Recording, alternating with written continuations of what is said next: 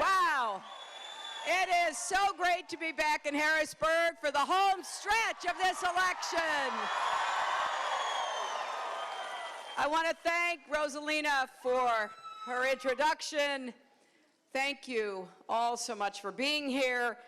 I want to thank your mayor. Thank you, Mayor Pappenfuse. Thank you, Governor Tom Wolf. Thank you, Senator Bob Casey.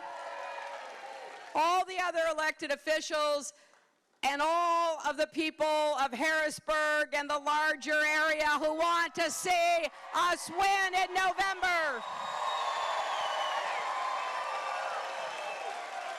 Now, there are only 35 days left. Can you believe it? And we've got to get everybody you know registered to vote. Registration in Pennsylvania ends on October 11th. So if you aren't registered yet, or you know somebody who's not, I hope you will talk with them. And if you see that sign, those signs up there, iwillvote.com, you can actually go to that website, iwillvote.com, put your name in, put your address in, and make sure you're registered. Because we want everybody off the sidelines in this election, making sure that you're standing up for the kind of future that we want to have. Now, I'm closing this campaign the way that I started my career, fighting for kids and families. Standing up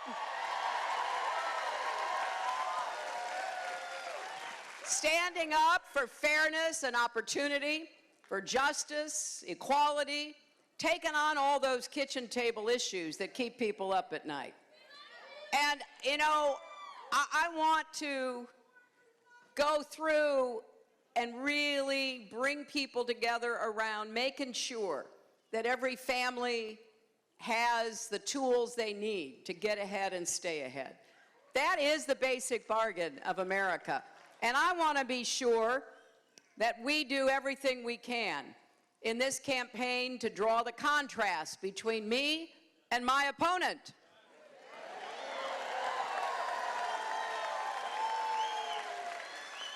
I don't think you could have two more different people asking for your vote. Two more different visions, two more different sets of values and experiences. And we have to make sure that everybody understands what's at stake. Now, yesterday in Ohio, I laid out an aggressive agenda for taking on the kind of corporate fraud and abuse that we've seen from Wells Fargo and other corporations.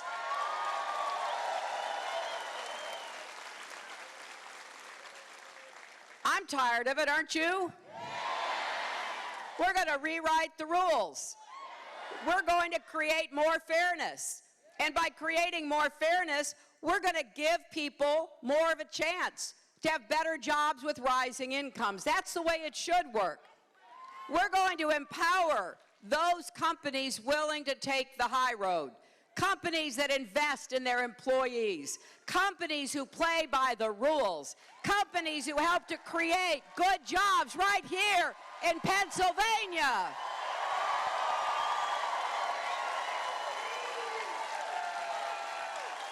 But for the others, we're going to hold them accountable. And that's a big difference in this election. You know, when we found out about how Wells Fargo was bullying employees to take advantage of customers, to put them into accounts that a lot of the customers didn't even know about, in order to extract fees that would go to their bottom line so they could end up with bigger bonuses. When we found out about that, luckily, we have a new watchdog agency in Washington, the Consumer Financial Protection Bureau. And you know who's responsible for that? Senator Elizabeth Warren is responsible.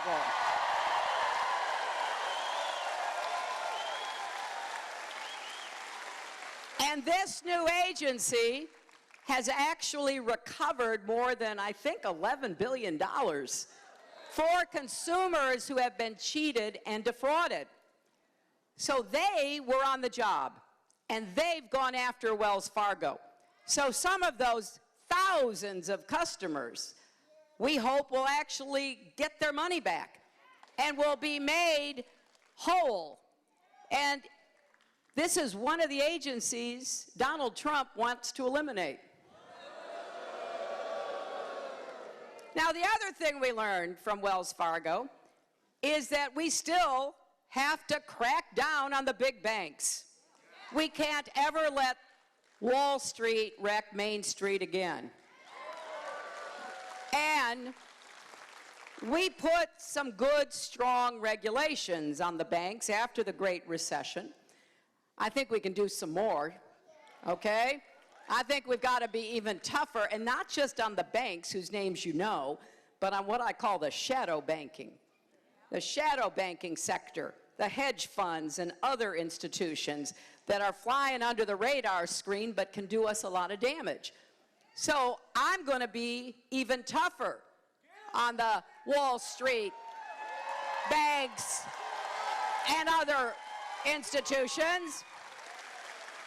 And what does Donald Trump wants to do? He wants to eliminate the rules we already have. Wants to get rid of the Consumer Protection Bureau, wants to get rid of the rules on Wall Street. Well, I'm telling you, we're tired of the cowboy culture on Wall Street that wrecked the economy, and we're not going to let it happen again, no matter what Donald Trump says. And you know, one of the biggest contributors to what happened was the housing crisis, remember? Donald Trump rooted for a housing collapse.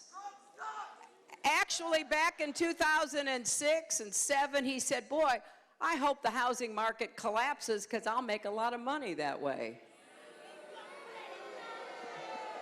Now, who says that? Who wants that to happen? Somebody who is so out of touch with what's going on in America, living in his big tower, he has no idea what's happening.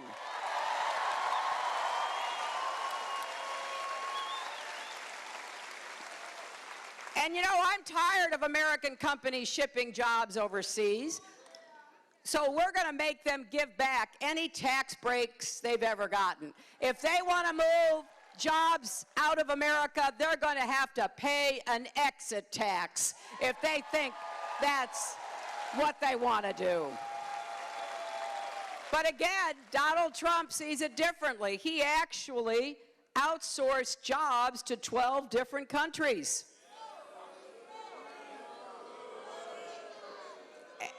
And so when I heard him say that the first time, that, well, yeah, he couldn't find anybody in America to make clothes or furniture. I said, well, we're going to start a website, and we're going to put on that website all the companies we know of here in Pennsylvania and Ohio and Michigan and Colorado and Virginia and across the country who could make everything that Donald Trump sells. I mean, look, if you want to make America great again, don't you think you should have jobs in America that make Americans' lives better?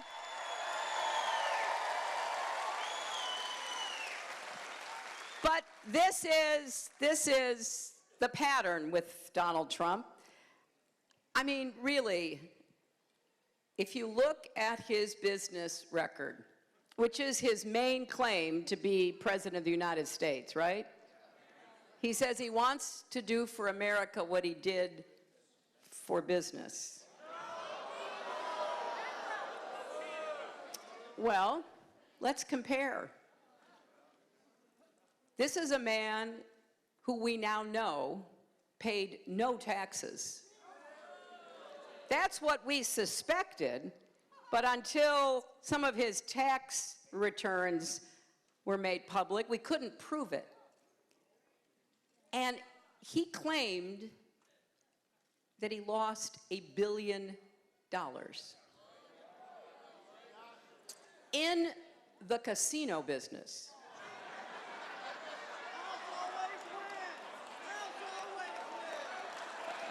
I mean,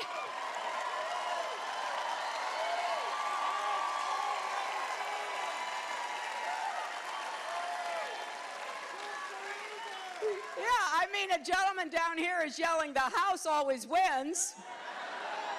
I mean, who loses money running a casino besides Donald Trump? I don't know that that's much of a credential, but it's what he did and how he did it that is especially concerning, because he not only has taken bankruptcy numerous times in his businesses, but he has stiffed employees. I'm talking painters and plumbers and dishwashers. He has refused to pay small businesses that had a contract with him. And I've met some of these people, and I take it really personally. You know, my dad, born up in Scranton, my grandfather was a factory worker. And my dad started a small business when he got out of the Navy after World War II, and he worked really hard. He printed drapery fabric. So he'd get big bolts of fabric. He had a small printing plant. It was just, you know, a long room, no natural light. And he would take the fabric and he'd roll it out on the table, and then he would take a silk screen. You ever seen a silk screen? He would take a silk screen. He'd start at one end of the table, he'd put it down, he'd pour the paint in, he'd take the squeegee, he'd go across, he'd lift it up, he'd go all the way down to the end of one table, then he'd cross over to the second table. And if he needed to add a second color, he would do the same. And then when he finished, he would load the fabric up in his car and he would take it to the customer who had ordered it. He worked hard. I helped him out from time to time. And he made a good middle-class life for my family. And I'll tell you what, I am just so grateful he never got a contract from Donald Trump, because I don't know what we would have done.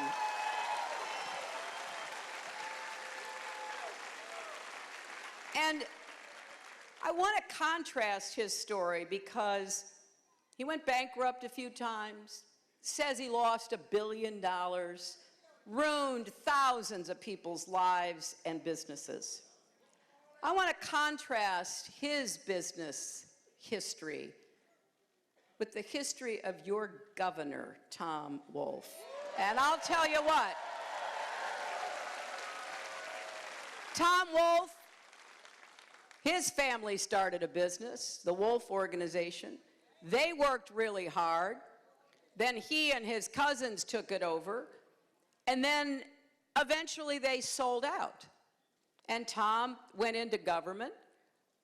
And then he learned that the business that had been at the heart of his family was on the verge of bankruptcy under the new owners. Now, he didn't have any continuing responsibility. He'd sold it. But he cared about the people who worked there. He cared about their families and their futures. So he went back. He went back to make sure that company did not go into bankruptcy and that the workers and the community were not going to be hurt. So there are different experiences in business. People who work hard, like my dad, people who are part of a great family business and still feel an obligation to the employees who made it successful. Those are the kinds of businesses we want in America, and we want to lift them up and give them the opportunity to be as successful as possible. But we're not going to let companies that outsource jobs, companies that take bankruptcy, companies that strip employees of their rights, their pensions, go to a low-wage economy. We're not going to stand by and watch that happen.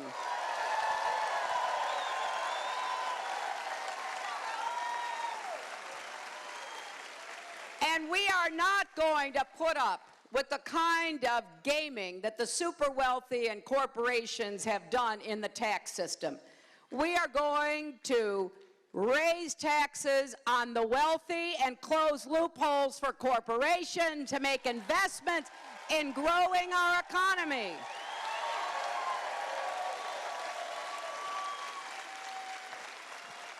Now, when it came out that Trump had lost $1 billion,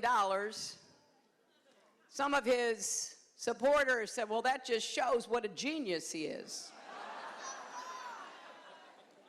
Well, I thought to myself, I guess it does take some sort of genius to lose $1 billion. I'm not quite sure that's what I'd call it. We need to call it for what it is. Trump took on risks that devastated his businesses, his employees, the people who were contractors, and the larger community in Atlantic City, all while continuing to live like a billionaire.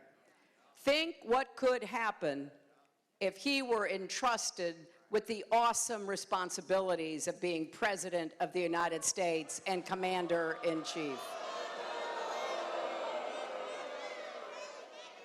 The loser would be our entire country.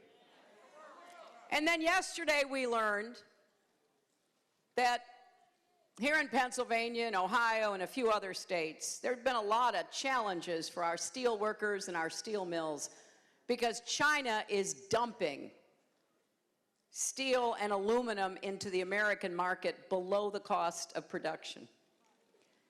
I took that on when I was in the Senate, standing up for steel workers and steel producers in New York. I will take that on as your president. I am sick of people taking advantage of our markets, our consumers, our businesses. We're going to ramp up enforcement. We're going to throw the book at China and anyone else who does that. But just yesterday, a story came out suggesting that for all his tough talk, and I've listened to it, he's traveled across Pennsylvania, a place that I spent a lot of time in because we went to Scranton every single summer and lots of holidays. And my dad and my brother went to Penn State, and we have loved coming to this state. So I've listened to Donald as he's bashed China. You've heard him. Oh, he's going to really take on China. Well, we found out yesterday that he has been buying cheap Chinese aluminum and steel. Not buying here in Pennsylvania, not supporting our workers, but supporting the Chinese. These stories keep coming out, don't they? And everyone makes the same point. They add up to clearly demonstrating that Donald Trump is the poster boy for so much of what is wrong in our economy. Broken, that needs to be fixed. The unfair rules that favor those at the top. He embodies the risky behavior that crashed our economy, that brought us the Great Recession, the quick buck culture that still rules too many corporate boardrooms, and the deck that seems always to be stacked for those at the top. And he doesn't even know how wrong he is. When I challenged him at the debate, any of you see the debate last Monday?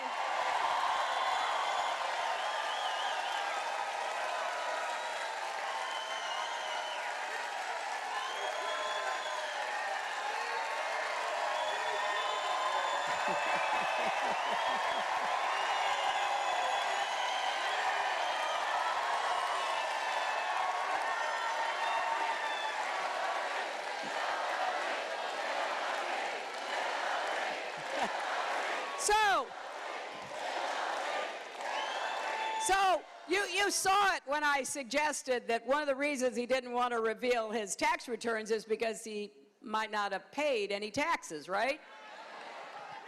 And when I pointed that out, he basically said, well, that made him smart. Well, think about it this way. That makes all the rest of us dumb. We've done our duty. You can go look at 40 years of tax returns from my husband and me, and everybody else for the last 40 years who's been a candidate for president. Only Donald Trump has refused to release his tax returns. And if I'm so fortunate enough as to be your president, we're going to pass a law that if you're a presidential nominee, you're going to have to release your tax returns.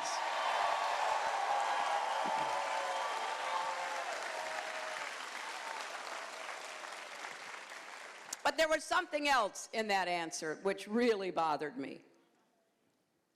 He thinks it's smart to give 0 to our military, 0 to our vets, 0 to health and education.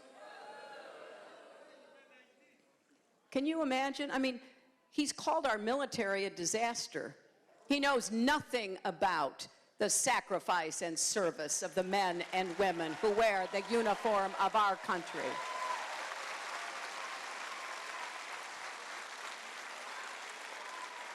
Just yesterday, he said some very troubling things about post-traumatic stress.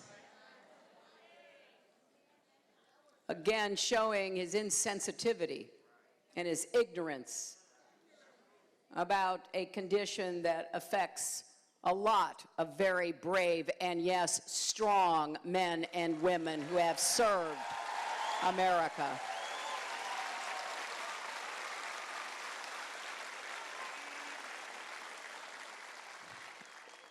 It's a little difficult even coming up with answers to everything he says, because every day it's something else, which shows without a doubt that he is unqualified and unfit to be president and commander-in-chief of our country.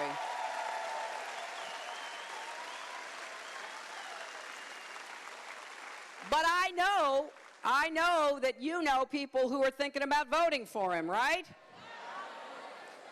So I am respectfully asking you to stage an intervention before it's too late.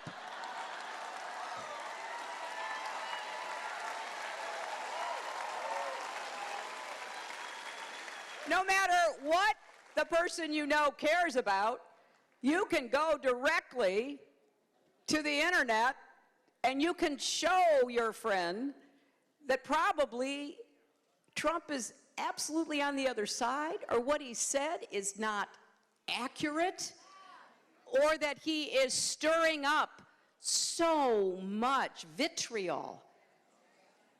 He is setting Americans against each other. You know, there are 3 big challenges for the next president. We got to get the economy working for everybody, not just those at the top. And I have a set of plans to do that. And I am confident we're going to make that happen with new jobs and rising incomes. We're going to make it fairer, too, because we've got to make sure the rewards of the economy reach everybody, not just the privileged few, and that everybody feels that they're getting ahead and staying ahead. Now, part of that is a lot of the other issues that I've been talking about. Tim Kaine and I actually put a book out. It's called Stronger Together. And we laid out what we want to do to make college affordable and help you pay down your student debt and raise the minimum wage and guarantee equal pay for women's work.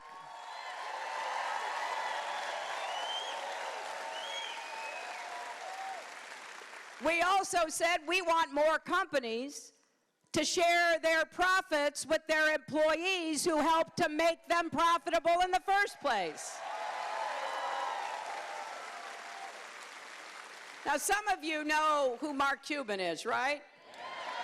So he endorsed me last summer in Pittsburgh, and I was really grateful because, you know, he's a real billionaire. And he said, look, he's always shared profits.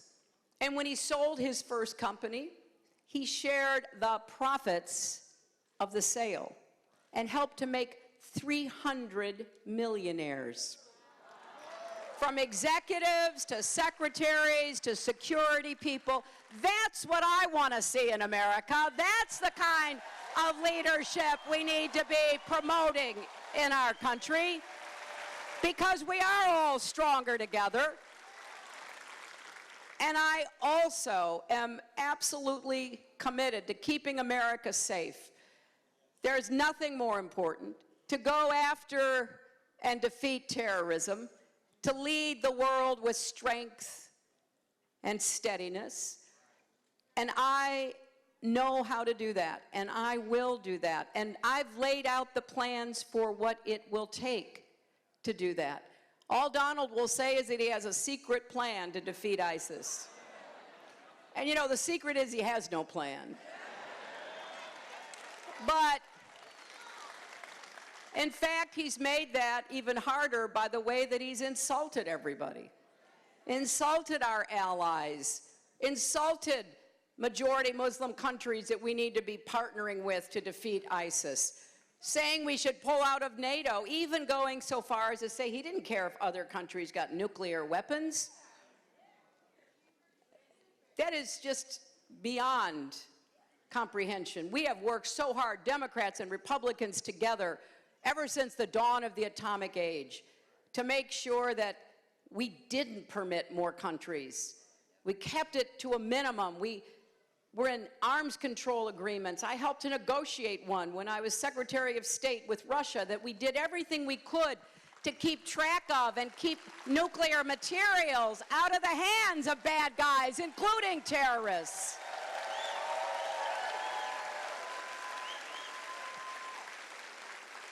And then, of course, we've got to do more to bring our country together after this election.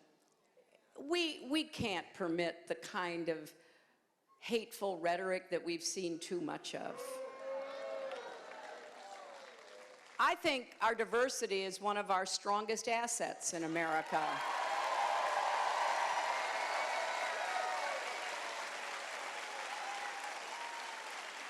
And I will do everything I can to bring people together. That's what I did as First Lady, as a senator, as Secretary of State, trying to find common ground. You know, that's how I helped to create the Children's Health Insurance Program with Republicans and Democrats that takes care of 8 million kids. It's how I worked with a Republican mayor, a Republican governor, a Republican president after 9/11 to rebuild New York. I worked with practically every Republican that I served with in the Senate. And I am really looking forward to working again with Senator Bob Casey, and please send Katie McGinty to join him in Washington.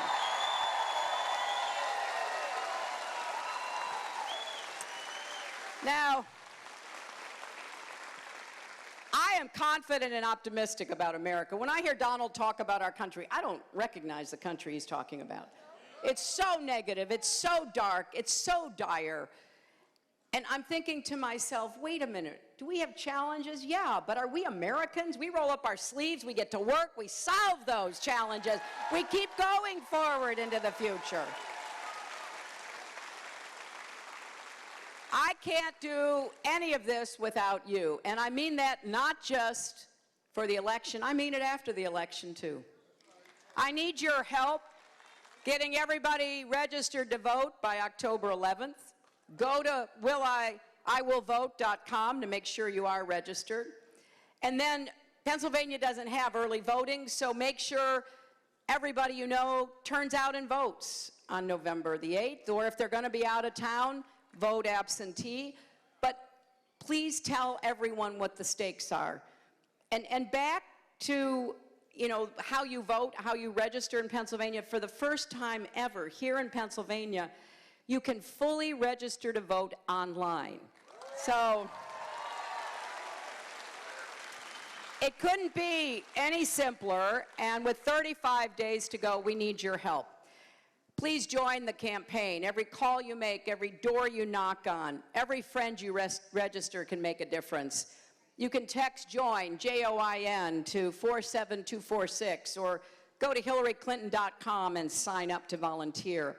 And back to those friends of yours who are still thinking, well, you know, what Trump says sounds good. Don't give up on him. I want to be their president too. Just remember, friends don't let friends vote for Trump.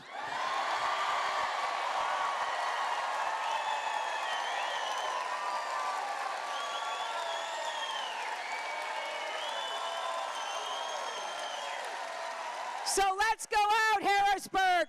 Let's win Pennsylvania. Let's have a great victory on November 8th. Thank you all, and God bless you.